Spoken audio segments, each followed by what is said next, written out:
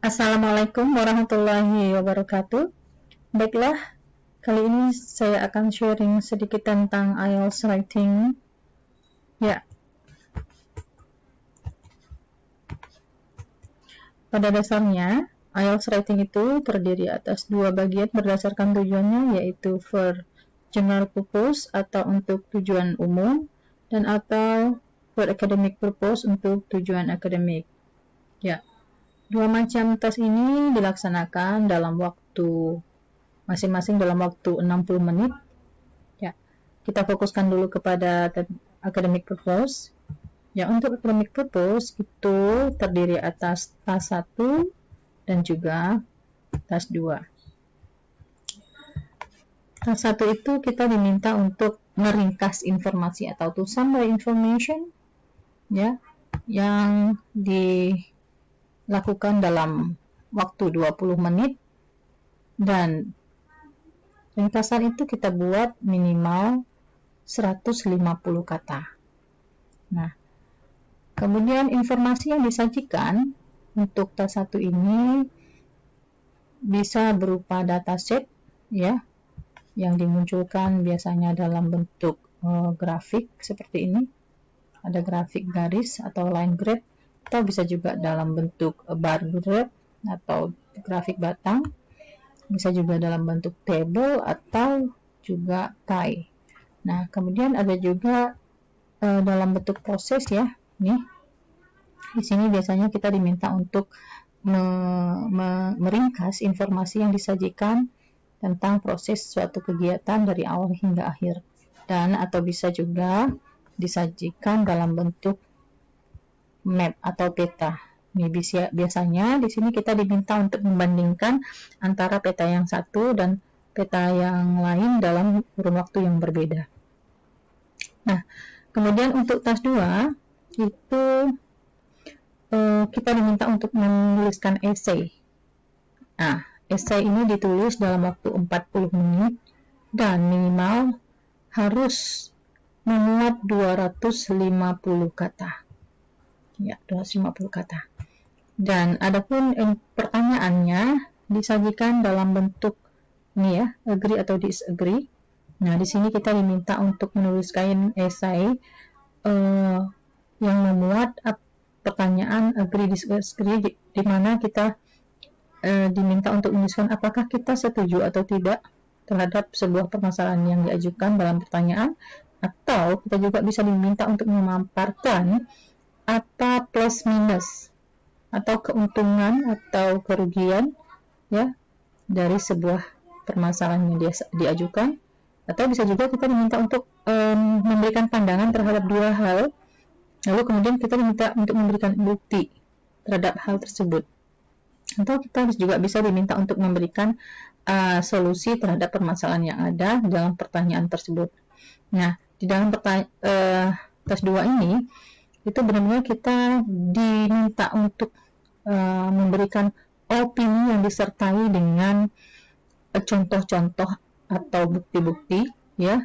Jadi berbanding terbalik dengan di task 1, di mana di task 1 tadi itu kita tidak boleh memberikan opini sama sekali. Nah, itu tentang task 2. Kemudian yang perlu kita ketahui lagi adalah apa sih yang dinilai di dalam IELTS writing.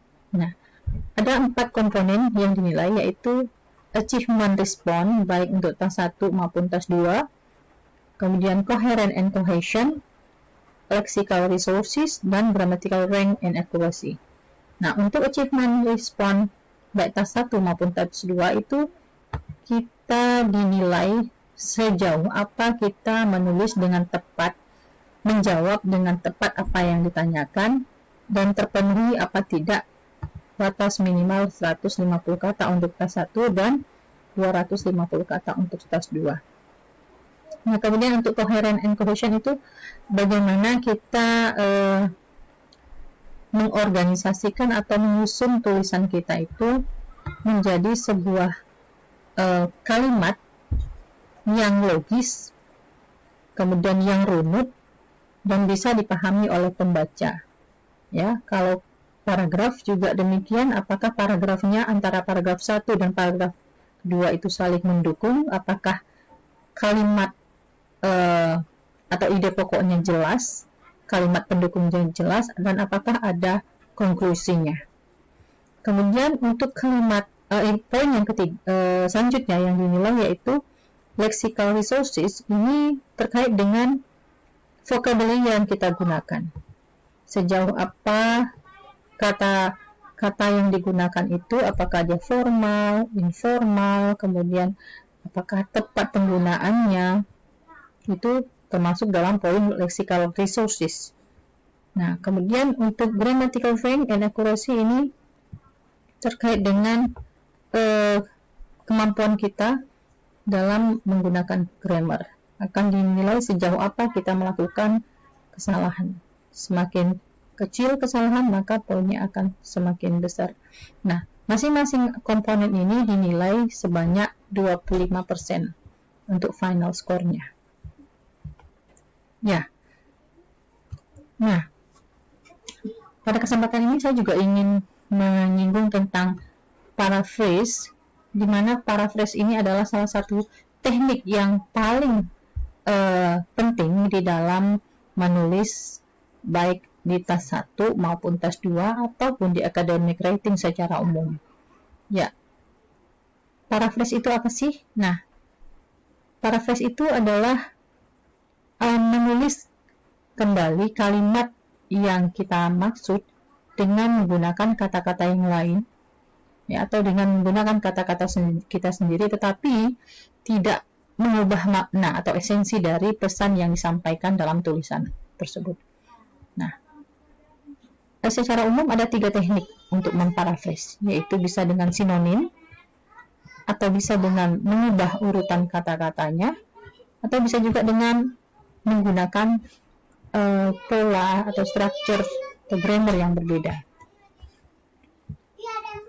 Ini kita lihat contoh, ya. Yang pertama, ini ada kalimat aslinya begini, dengan cara sinonim, ya. It is not easy to choose an appropriate place to study English. Nah, maka kita bisa cari melalui sinonim. It is not easy itu bisa di-replace dengan sinonimnya it can be tricky. Nah, sementara untuk to choose itu bisa di-replace dengan to take, and appropriate itu sama dengan atau bersinonim dengan a fix. Sementara kata-kata kunci place ini tidak kita ganti atau kita carikan sinonimnya karena dia adalah kata kunci yang akan kita jelaskan. Ya, kemudian to learn atau kata kerjaan to study itu kita ganti dengan kata to learn. Kemudian English itu tidak kita ganti karena juga merupakan kata kunci. Ya, jadi it is not easy to choose an appropriate place to study English. Ketika kita paraphrase menggunakan sinonim, kira-kira dia akan menjadi it can be tricky to take a fixed place to learn English. Ya, kemudian contoh yang kedua dengan cara mengubah susunan kata-kata. Ya, ini contohnya masih contoh yang sama. It is not easy to choose an appropriate place to study English. Kita bisa ganti susunan katanya dengan kita balik, ya. Nih, an appropriate place to study English. Ini kita letakkan di posisi ini. Kemudian, it's not easy to choose. An appropriate place to study English is not easy to choose. Ini kita balik. Atau untuk lebih bagusnya lagi, itu bisa kita change ordernya, kita ganti ordernya, tapi kita buat juga sinonimnya sehingga menjadi a fixed place to learn English can be tricky to take. Nah, itu maknanya ini dengan yang ini itu sama, ya. Nah, kemudian untuk contoh yang ketiga yaitu dengan cara mengganti grammar. Kita bisa lihat ini misalnya ini kalimat yang sama, kita ganti grammarnya. It is not easy to choose, kata to choose kita ganti dan kita letakkan posisinya choosing an appropriate place to study English is not easy, ya. Atau tadi yang kita kalimat dari contoh kedua itu kita ganti taking a fixed place to learn English can be tricky, ya. Jadi kira-kira begitu untuk teknik memparaphrase. Ya, sekarang kita coba masuk ke kuis. Ya, silakan diparaphrase kalimat di bawah ini dengan 3 cara yang berbeda. It is not illegal in some cultures to be married to more than one woman, but the monogamous relationship is the most common. Ya. Nah, ini kira-kira dalam penulisan akademik ini kita akan sering melakukan paraphrase seperti ini ya. Nah, bagaimana cara paraphrase-nya? Silakan, kira-kira bagaimana? Oke, coba kita lihat. Nah, kemungkinan proses memparaphrase-nya akan seperti ini. Jadi kita cut ya, atau kita potong-potong. Jadi kalimat yang ini, it is not illegal ya, it is not illegal. Ini kemungkinan prosesnya ya, it is not illegal ini maknanya tidak ilegal ya, berarti not illegal berarti ya legal gitu ya, atau diizinkan is allowed, atau is accepted, atau is not against the law ya. Ini kira-kira sinonimnya. Kemudian in some culture ya, ini in some cultures ini juga bisa kita cari sinonimnya. In some cultures ya, kira-kira ya seperti ini. In some cultures, in some countries, in some place. Kemudian to be married to more than one woman, itu kira-kira kita bisa cari sinonimnya menjadi polygamy, having more than one wife, having a multiple number of wives. Nah, kemudian untuk but, however, although, even though. Kemudian the monogamous relationship kita bisa ganti dengan monogamy, being married to one wife, marry only one wife. Is the most common, itu bisa menjadi most cultures, is the norm, is more widely practiced, most men, most people. Nah, berdasarkan kemungkinan ini, maka hasil parafrasenya kira-kira sudah bisa ditebak ya. Jadi untuk kalimat yang ini tadi, it's not illegal in some cultures to be married to more than one woman, but the monogamous relationship is the most common, itu bisa kita bentuk berdasarkan kemungkinan proses memparafrase yang ada di sini. Oke, selamat mengerjakan. Assalamualaikum warahmatullahi wabarakatuh.